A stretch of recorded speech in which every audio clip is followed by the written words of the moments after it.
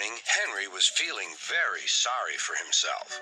Sometimes he could pull trains, but sometimes he felt he had no strength at all. I suffered dreadfully and no one cares. Rubbish, Henry, snorted James. You don't work hard enough.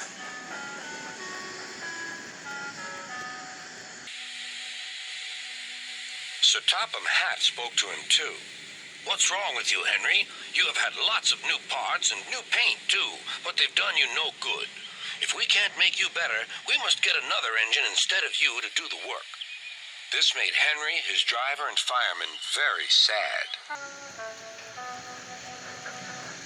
Sir Topham Hatt was waiting when Henry came to the platform. He had taken off his hat and coat and put on overalls.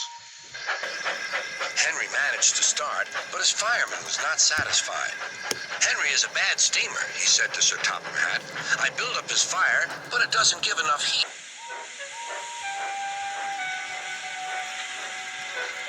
Henry tried very hard, but it was no good.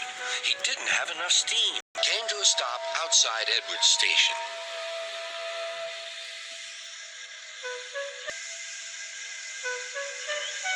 Oh dear, thought Henry. I shall have to go away. Oh dear, oh dear.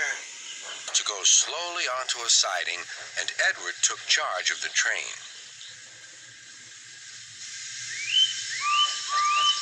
Sir Topham Hatt and the fireman went on discussing Henry's trouble. What do you think is wrong, fireman? Asked Sir Topham Hatt. Excuse me, sir, he answered, but the fact is the coal is wrong. We've had a poor lot lately, and today it's worse. The other engines can manage. They have big fireboxes. Henry's is small and can't make the heat. With Welsh coal, he'd be a different engine.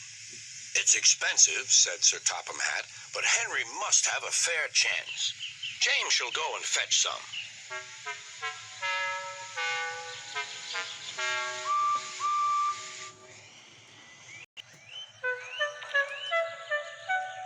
When the Welsh coal came, Henry's driver and fireman were excited. Now we'll show them, Henry, old fellow.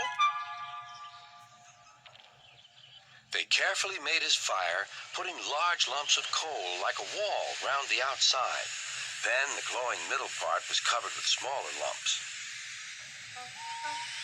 You're spoiling my fire, complained Henry. Wait and see, said the fireman. We'll have a roaring fire just when we want it. The fireman was right. When Henry reached the platform, the water was boiling nicely, and he had to let off steam. How are you, Henry? Beep, beep, beep. I feel fine. Have you a good fire, driver? Never better, sir, and plenty of steam. No record breaking, warned Sir Topham Hatt. Don't push him too hard. Henry won't need pushing, sir. I'll have to hold him back.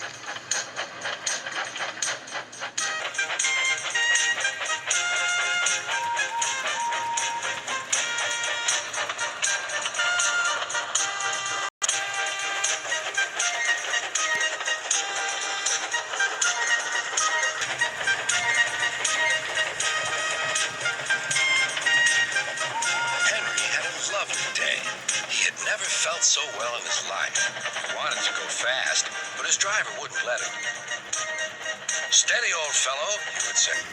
Steady, old fellow, he would say. There's plenty of time. They arrived early at the station. Thomas puffed in. Where have you been, lazy bones? Asked Henry. Oh, I can't wait for dawdling tank engines like you. Goodbye. Whoosh, said Thomas to the coaches. Have you ever seen anything like it? Both Annie and Clarabelle agreed that they never had.